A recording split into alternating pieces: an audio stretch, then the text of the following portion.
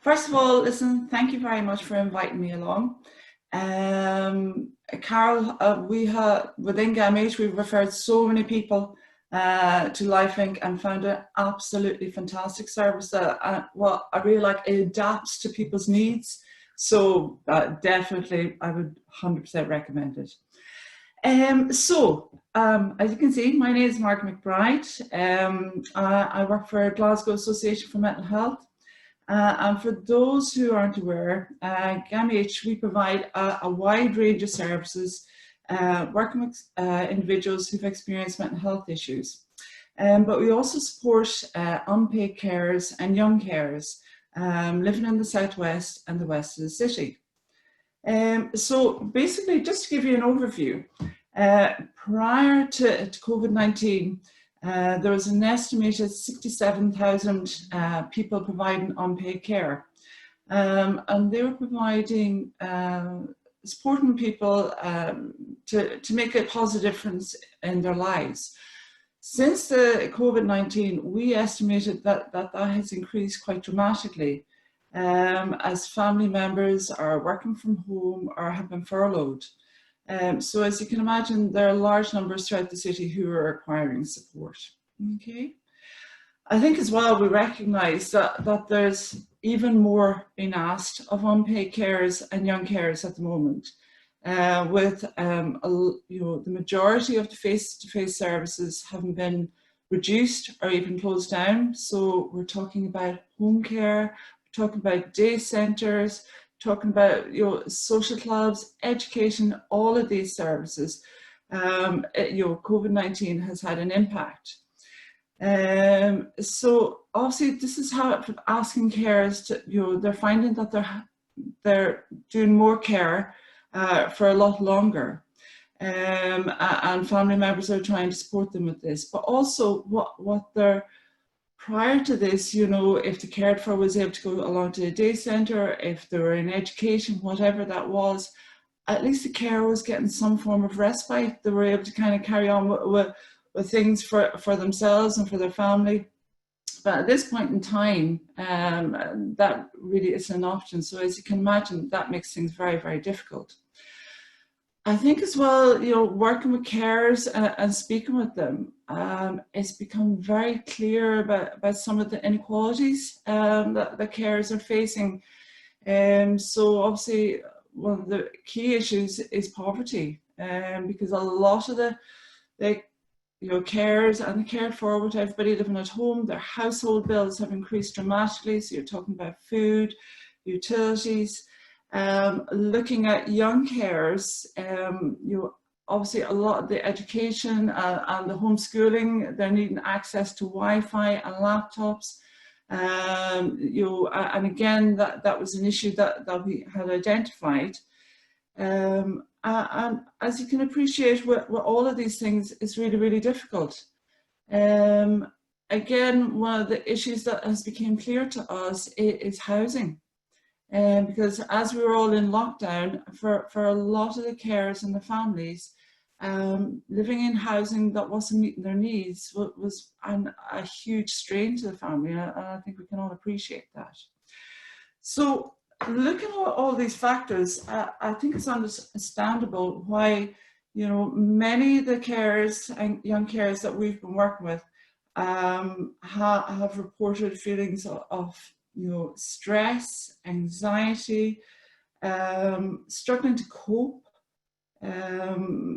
sleep for a lot, just worrying about potentially what may happen, and also feeling very, very isolated. So these are all the things that carers come back to us to identify, where they were struggling. Now, for us, as a care centre, we've adapted our service to and been very much guided by what it is the carers and the young carers felt would be helpful and would be beneficial. And the first place we started was with regular contact, regular telephone calls, a listening ear, and that basically gave us an opportunity to kind of find out what's going on, what kind of challenges carers are facing, and how we can support them in those challenges. It also, again, is another way of reducing that isolation, because for many of the carers, particularly if they're living with a cared for who's shielding or whatever, you know, contact with others is and continues to be limited. During phone calls and contact with carers, one of the main concerns that they were identifying was their worry about what happened if they became unwell, if they developed COVID-19, what would happen to the cared for. So working with the partnership, we have developed a COVID-19 support plan. Now, within that support plan, it gives the carer an opportunity to, you know, have noted what they do in their caring role, what kind of supports are in place, even down to, you know, do they have pets? Is there anybody that could help care for those pets? And this is noted on the social work system, so that if for any reason, you know, the carer becomes unwell, there is a plan in place, and carers have identified that that has given them peace of mind. The other thing that we've been kind of looking at is the wealth of resources that are out there, and trying to share them with carers, because obviously, you know, we're trying to help carers manage their own well-being and also those of the cared for. So we've been looking at online training, so looking at stress management, also, you know, mindfulness, which we've had a lot of positive feedback regarding that. We've looked at apps, and we've shared lots and lots of apps, and we've also shared the Carers Jointly app, where there's lots of training, lots of information, and carers have advised that they feel that this is helpful for them to help manage the situation, because for a lot of people providing unpaid care at the moment, this potentially is the first time to care for this person. So having some information and some training, they've advised, has given them confidence, so they actually kind of know how to support and care for the person that they're working with. As I say, we've mentioned condition-specific training. So, you know, looking at Alzheimer's Scotland is providing lots of information regarding autism. GAMH as well are providing lots and lots of information, and we're now moving forward, looking at delivering that training through video calls. We have just recently piloted delivering training through Zoom, and a few hiccups, which is perfectly normal, but it actually went really, really well. And, you know, first of all, it was giving carers something to focus on, something to look forward to. Again, it was about information, but it also brought that element of peer support. And for a lot of our carers, you know, that peer support is invaluable. It's where carers get the opportunity to share their learning, to share their experiences, and just kind of, you know, support each other. So moving forward with that, we're continuing to deliver training through Zoom, and we're hoping to expand that. And a number of our unpaid carers who previously maybe they were working, or they were concerned about, you know, just to other commitments, that they would have been unable to attend training in different venues, have advised that they actually find this really, really helpful. So I think this is something that we're going to develop, because some have found it really, really helpful, just using digital format. You know, as regards peer support, obviously, you know, historically we've always facilitated peer support groups, where we now have peer support. In the carers have WhatsApp groups. There's been some Zoom peer support being developed. We're also linking them into online peer support that's available. And again, we're continuing to consult with carers to develop that, because for some, online is fantastic, but we're wanting to find out what else, and it has to be very much led by the carers. Looking at, you know, the other options, GAMH as an organisation, we've developed a book which basically focuses on well-being. It's a workbook. It's hints and tips to help people kind of try and manage their own well-being. So we're hoping to access funding for that, and then to be able to roll that out to service users, to unpaid carers, to young carers. Within the care centres, we're also working very closely with the schools to engage with young carers, just you know, to support them in whatever way possible.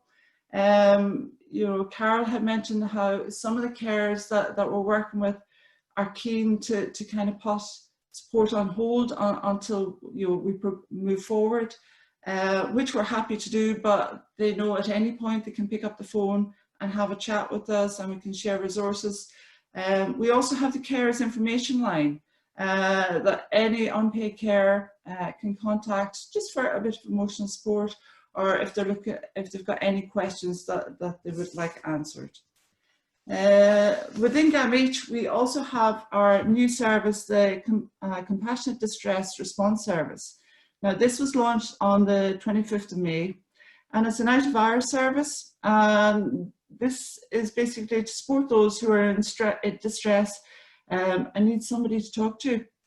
And from when the team received a referral, their aim is to speak with that individual no longer than an hour later. So it's quite, you know, a quick response for those who are struggling.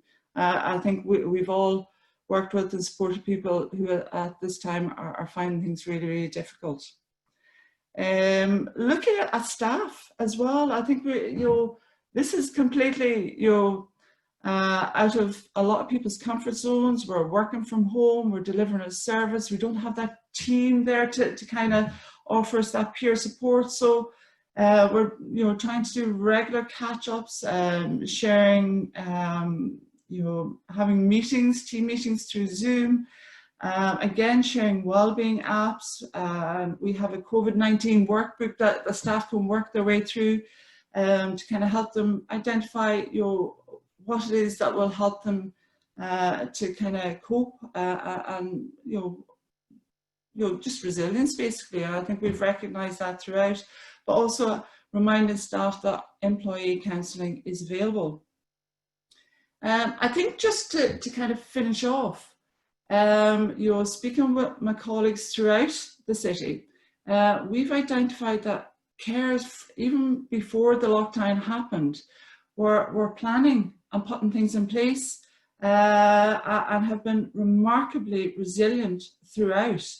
And for a number of carers, they've been reflecting on this experience, and I have actually turned it into a positive and realised, potentially there's a good chance we may never get this time to spend together, and finding things that are important to them, and really, really benefiting from that.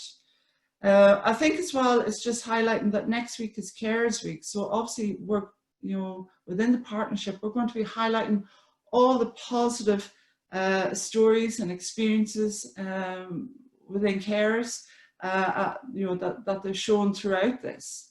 I think, maybe one of the things, a good example of how we've looking at young carers, one of the things young carers within lockdown and trying to find their own space, we had a young carer who was really, really struggling and wasn't finding a space because obviously housing wasn't meeting their needs. And what he really, really wanted was a space for himself that he could sit down, do his work, but also have time away from his caring role. So we worked closely with him, and what he identified was he wanted a tent out in the back garden. And thankfully the weather has remained warm and dry. And this you know, the feedback has actually been really, really positive. And actually the school have come back to us to go, you know, that was a fantastic piece of work where the young carer was able to identify something simple, but that was going to work and help him through this really challenging times. So thank you. And that's all I have to say.